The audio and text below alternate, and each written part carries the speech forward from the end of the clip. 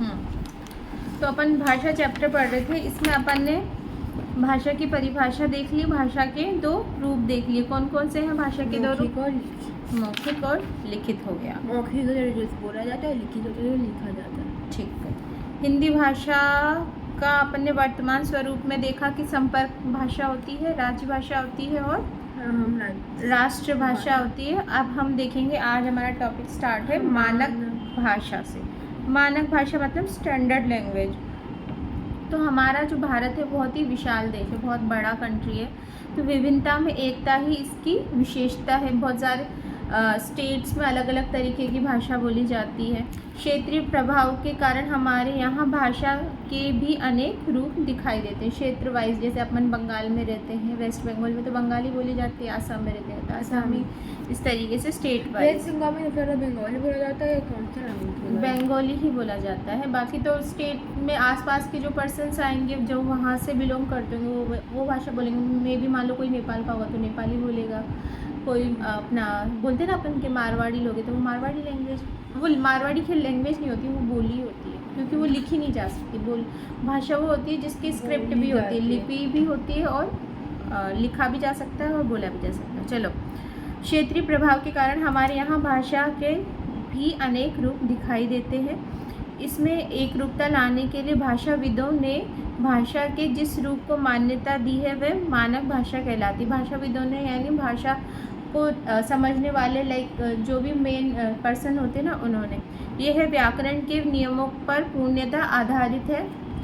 इसका प्रयोग साहित्य ग्रंथों, पत्र पत्रिकाओं आदि में किया जाता है। लाइक अपने न्यूज़पेपर आते हैं या फिर जो भी ग्रंथ होते हैं उनमें किया जाता है। केंद्रीय हिंदी निदेशालयों में 60 के दशक में हिंदी के मानकीकरण के लिए अथक प्रयास किए गए। मतलब बहुत ज़्यादा कोशिश की गई कि मानक स्टैंडर्ड फॉर्म क्या हो सकती है अपने हिंदी की। कुछ परिवर्तन भी उसमें सुझाए गए। तो हिंदी को हिंदी छुट्टियों, जैसे हिंदी को हिंदी जैसे ये आधा न करके दिया हुआ है, और हिंदी को यहाँ पर ह जो ही है उसके ऊपर बिंदी डॉट देकर दिया हुआ है। छुट्टियाँ को ऐसे आधा ट इस तरीके से लिखा हुआ है, आदि लिखा जा सकता है। यही भाषा का मानक रूप कहा जा सकता है। मतलब वही चीज़ थोड़ा अलग पैटर्न में लिखना, जैसे कि अपन को यहाँ पर बुक में दिया हुआ है। संविधान में हिंदी का क्या महत्व है और किस तरीके से हिंदी को अपनाया जाता है वो देख लेते हैं अपन। भारत के संविधान में 22 भाषाओं को मान्यता दी गई है। कितनी भाषा? 22, यानी 22 लैंग्वेजेस हैं हमारे भारत के संविधान के अकॉर्डिंग। असमिया है यानी आसाम में बोली जाने वाली, ओडिया है यानी उड़ीसा से बोली जाने वाली। ये हम लोग को रन करना पड़ेगा क्योंकि मैम मुझे हम लोग को देगी है। असमिया हो गया, ओडिया हो गया, उर्दू होती है, अभी मैं बताती हूँ। उर्दू हो गया, कन्नड़ हो गया, तमिलनाडु साइड बोली जाने वाली। उर्दू अपने मुस्लिम कम्युनिटी में ज़्यादातर बोलते हैं ना। कश्मीरी या कश्मीर क्षेत्र में बोली जाने वाली। कोंकणी यानी कोणार्क और ये वाला जो रीजन है कर्नाटका रीजन, वहाँ पे बोलते हैं। गुजराती गुजरात में बोलते हैं। डोगरी हो गई, तमिल हो गई, तेलुगु, नेपाली, पंजाबी, बांग्ला, बोडो, मणिपुरी, मराठी, मलयालम, मैथिली, संथाली, सिंधी, संस्कृत, हिंदी। इन यानी टोटल मिलाकर कितनी हो गई यहाँ पर? 22 हो गई। संविधान की धारा 343 में यह घोषणा की गई कि देवनागरी लिपि में हिंदी भाषा की राजकीय भाषा होगी। यानी हमारी संविधान की कौन सी आर्टिकल यानी धारा में 343 यानी 343 बोलेंगे, अगर पर बोलेंगे तो क्या बोलेंगे? 343 में जो देवनागरी लिपि में हिंदी भाषा को राजकीय भाषा बोला गया। देवनागरी जो हमारी हिंदी की जो स्क्रिप्ट होती है, लिपि होती है, वो कौन सी होती है? उसको ही राजकीय भाषा बोला गया। यानी राजकाज के काम में, यानी गवर्नमेंट के काम में जो भी ऑफिशियल वर्क होगा उसमें यूज़ कर सकते हैं हम। इसी संदर्भ में धारा 351 में यह भी कहा गया कि संघ सरकार का ये कर्तव्य होगा कि वह हिंदी के प्रचार का प्रयत्न करे।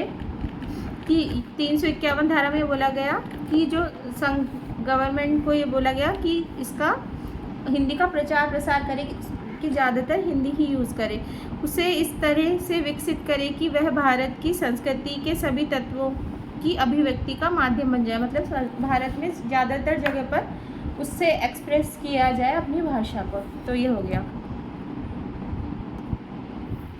तो अब अपना नेक्स्ट टॉपिक है बोली और उपभाषा। अभी अपन ने भाषा को पढ़ लिया, अब बोली क्या होती है और उपभाषा क्या होती है वो देख लेते हैं। तो बोली सीमित क्षेत्रों में बोली जाने वाली भाषा के स्थानीय रूप को बोली कहते हैं। यानी लोकली कोई भी अपन किसी फॉर्म में अपन की जो भाषा है उसको तोड़ मरोड़ के जो बोलते हैं ना, वो बोली कही जाती है। बोली के प्राय साहित्य की रचना नहीं होती। बोली में मतलब कोई लैंग्वेज नहीं होती, कोई लिटरेचर नहीं लिखा जाता साहित्य। क्षेत्र के आधार पर यह भाषा का सबसे छोटा रूप है। भौगोलिक कारणों से बोलियों का निर्माण होता है, यानी जो भी फिजिकल अपीयरेंस होगा हमारे आसपास का, जो भौगोलिक यानी कि फिजिकली ज्योग्राफिकली, उसकी वजह से बोलियों का निर्माण होता है। उसके बाद है उपभाषा। उपभाषा का क्षेत्र बोली की अपेक्षा विस्तृत होता है, यानी बोली के कंपैरिजन में उपभाषा ज़्यादा वास्ट जगह पर बोली जाती है, जबकि भाषा की अपेक्षा छोटा आता है, जबकि भाषा से छोटा, यानी भाषा से छोटा और बोली से बड़ा उपभाषा हो गई। ये उपभाषा की एक उपभाषा की कई बोलियां हो सकती है। जैसे पूर्वी हिंदी उपभाषा की बोलियां हैं। पूर्वी हिंदी यानी पूर्व साइड में, हमारे इंडिया के पूर्व साइड में जो उपभाषा है उसकी क्या क्या बोलियां हैं? अवधी हो गई, बघेली हो गई और छत्तीसगढ़ी हो गई। यानी अवध साइड में अपने राम भगवान है ना, अवध पूरी अयोध्या उधर की साइड अवधी बोली जाती है, और ये बघेल बुंदेलखंड शायद उधर की तरफ है, और यह छत्तीसगढ़ी छत्तीसगढ़ साइड में बोली जाती है। जब एक से अधिक बोलियां मिलती है और इसमें साहित्य की रचना भी होने लगती है तो वह क्या बन जाती है? उपभाषा बन जाती है। एक से ज़्यादा बोलियां, बहुत सारी बोलियों को मिक्स करके अगर उसमें साहित्य फॉर्म किया जा सके तो वो उपभाषा बन जाती है। जैसे अवधी में लिखी गई है रामचरितमानस, यानी हमारी जो रामायण है तुलसीदास जी ने जो लिखी है वो कौन सी उपभाषा में लिखी है?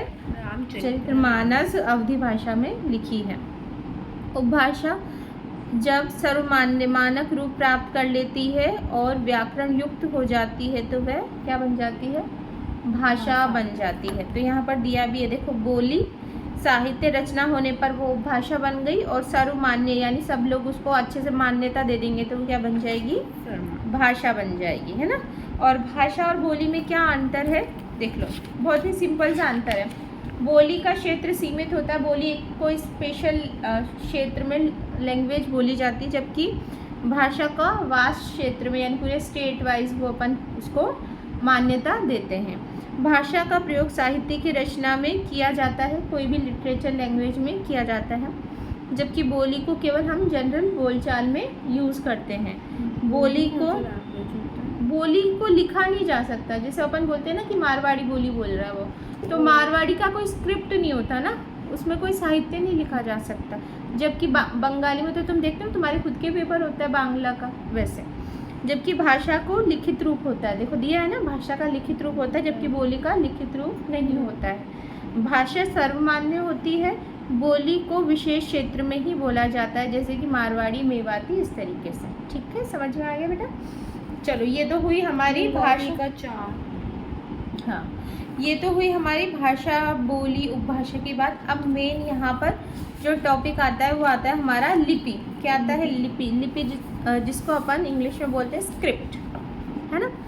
किसी भी भाषा को लिखने की विधि को लिपि कहा जाता है, ठीक है ना। किसी भी भाषा को लिखने का जो पैटर्न है लिपि कहा जाता है। भाषा को लिखने के लिए हमें कुछ चिन्हों की आवश्यकता होती है, यानी कुछ साइंस किस फॉर्म में लिखना है ये आवश्यकता होती है। ये चिन्ह निश्चित होते हैं। उदाहरण के लिए देवनागरी लिपि में क वर्ण को क इसी तरीके से लिखा जाएगा, यानी क जो हम क कबूतर वाला लिखते हैं ना, उसको इसी तरीके से लिखा जाएगा कि स्लीपिंग लाइन, स्टैंडिंग लाइन, इधर सर्कल और इधर कर्व देके।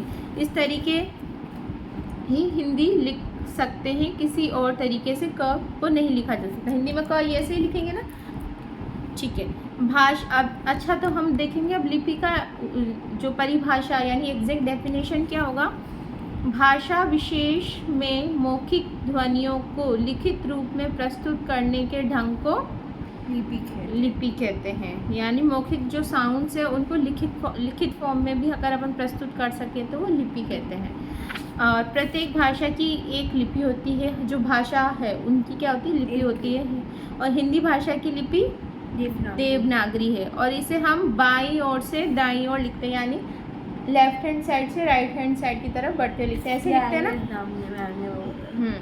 अधिकांश लिपियां बाईं से दाईं ही लिखी जाती है, यानी इसी फॉर्म में लेफ्ट टू राइट ही लिखी जाएगी। केवल उर्दू भाषा की लिपि फारसी, उर्दू भाषा की, जिसको हम कैसे लिखते हैं, दाईं से बाईं की ओर, यानी उल्टा इस तरीके से।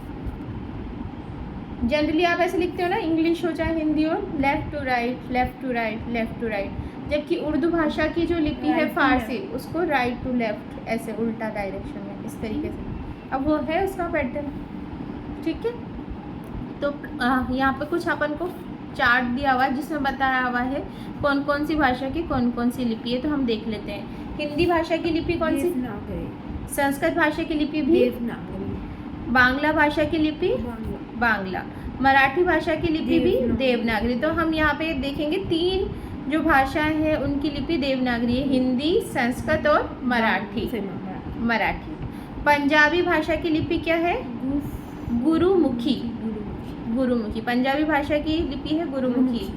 जो अंग्रेजी हम लिखते हैं उसकी जो लिपि है, जो रोमन होती है। यूरोपियन भाषाएं जो भी होती है उनकी लिपि भी क्या होती है, रोमन होती है। उर्दू की अभी हमने देखा है फारसी होती है। तमिल की तमिल, ओडिया की ओडिया होती है। Very good. चलो, ये एक हमको एक हिस्ट्री का पार्ट दिया हुआ है इस बॉक्स में, तो हम देख लेते हैं कि जो भारत में प्राचीनतम लिपि का नाम ब्राह्मी लिपि था, यानी हमारे भारत की जो सबसे ओल्डेस्ट लिपि थी, देवनागरी से भी पहले जो लिपि हुआ करती थी, वो कौन सी लिपि थी, ब्राह्मी लिपि। ब्राह्मी लिपि इस तरीके से इसको लिखा जाएगा, है ना। 350 ईस्वी पूर्व के आसपास ब्राह्मी लिपि में ही अशोका ने अपने अभिलेख खुदवाए थे। अशोक था ना, जिसने सारनाथ का स्तंभ और ये सारा बनवाया है, उसने ब्राह्मी लिपि में ही सारे अभिलेख खुदवाए थे। सेकंड पॉइंट में है, भारत के सभी लिपियां ब्राह्मी लिपि में से विकसित हुई है, यानी हमारी जो देवनागरी लिपि है वो भी ब्राह्मी लिपि से ही विकसित हुई है, लेकिन इसका विकास विभिन्न स्रोतों से होकर गुजरा है, यानी बहुत सारे सोर्स मिलकर ये सारी लिपि बनी है। ब्राह्मी लिपि से गुप्त लिपि का विकास हुआ, देखो ये हमको पता होना चाहिए। ब्राह्मी से कौन सी बनी, गुप्त लिपि, और गुप्त लिपि से किसका विकास हुआ, कुटिल लिपि का, और कुटिल लिपि से विकास हुआ नागरी लिपि का, और नागरी लिपि से हमारी देवनागरी लिपि बनी। तो इसका हमें फ्लो चार्ट पता होना चाहिए। देखो यहाँ पे मैं साइड में आपको बुक में दे देती हूँ। ब्राह्मी लिपि से कौन सी लिपि बनी, गुप्त लिपि। कौन सी, गुप्त लिपि। गुप्त लिपि से हमारे बनी है कुटिल लिपि। कुटिल लिपि से बनकर आई है हमारी नागरी लिपि। और नागरी लिपि से बनकर आई है जो हमारी आज यूज होती है, देवनागरी लिपि। ठीक है बेटा, समझ में आ गया। तो हमको स्टेप बाय स्टेप ओरिजिन जो हमारी देवनागरी लिपि का हुआ है वो पता होना चाहिए। ब्राह्मी, गुप्त, कुटिल, नागरी, देवनागरी। बोलो, ब्राह्मण, कुटिल, नागरी और देवनागरी। Very good. और इसके ये कुछ वर्ण का इस तरीके से विकास बता रखा है। ये देखो कि जो अ बना है इस तरीके से त्र की तरह था, फिर ऐसे था, फिर ऐसे हुआ, फिर ऐसे ऐसे ऐसे स्टेप बाय स्टेप बनता गया। क इस तरीके से बना, और ये च इस तरीके से बना, और थ इस तरीके से हो। समझ में आ रहा है कि नहीं आ रहा, आ रहा है नहीं, वेरी गुड। अब है हमारा इसमें पोर्शन, इसका व्याकरण पोर्शन दिया हुआ है, इसको फटाफट 2 मिनट में हो जाएगा, कंप्लीट करते हैं। व्याकरण शब्द का सामान्य अर्थ क्या होता है, विश्लेषण, यानी किसी का विश्लेषण करना, उसका पूरा अच्छे से देखना कि कैसे क्या चीज़ एकदम परफेक्टली लिखी जाएगी या बोली जाएगी। इस तरह से वर्णों, शब्दों और पदों, वर्ण हो गया, वर्ण हमारे हिंदी के अल्फ़ाबेट्स होते हैं ना, क ख ग घ, ये सारे, उनसे क्या बन गए, शब्द बन गए। और शब्द से पदों, पद का मतलब होता है शब्द का वाक्य में प्रयोग करना, यानी शब्दों से वाक्य बन गए। और अलग अलग करके समझना ही क्या है, उनका व्याकरण हो गया।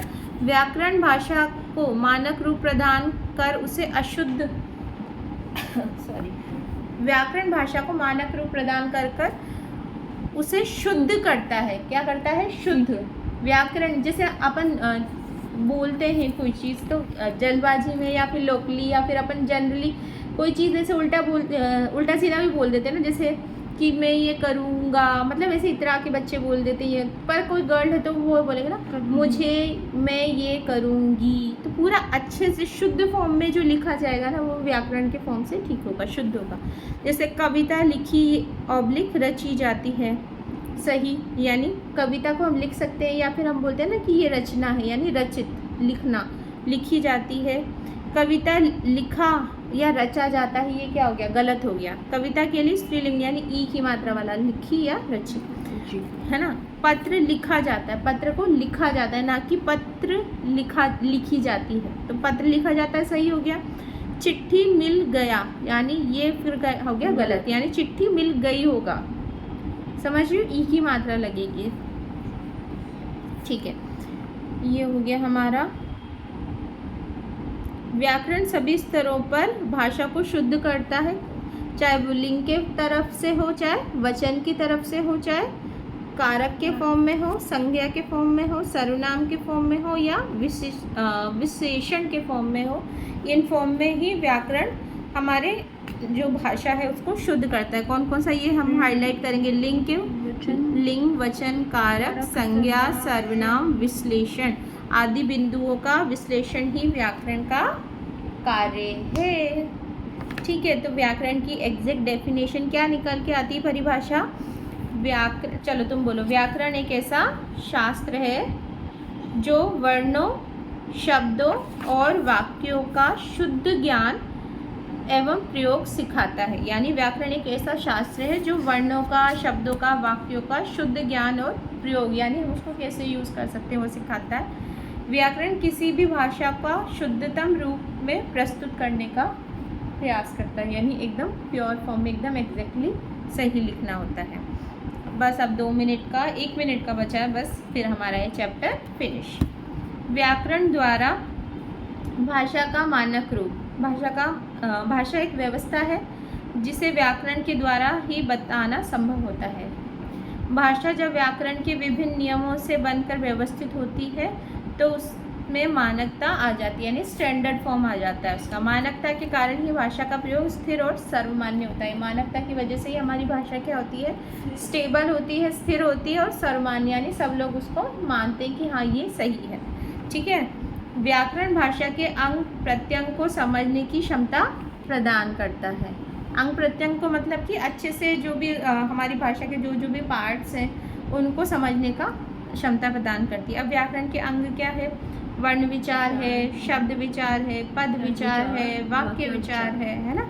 तो वर्ण विचार जैसे वर्ण, ध्वनि, वर्ण, उच्चारण, शब्दों के अध्ययन से संबंधित हो गया, जबकि शब्द विचार शब्दों के रूप से, उनकी व्युत्पत्ति यानी उनका ओरिजिन कैसे हुआ है, उनको रचना, उनको बनाया कैसा जाएगा शब्दों को, उनका रूपांतरण यानी उनको ट्रांसफॉर्म, चेंज कैसे किया जाएगा। लिंग, वचन, कारक। पद में लिंग, वचन, कारक, उपसर्ग, प्रत्ययुक्त शब्द, रचना, पदभेद आदि से संबंधित है। और वाक्य विचार हमारा वाक्य भेद, स्वरूप, प्रकार, विश्लेषण आदि से संबंधित है। तो हमारा ये जो चैप्टर है भाषा यहाँ पर कंप्लीट होता है। इसका एक्सरसाइज हम अभी कर लेंगे।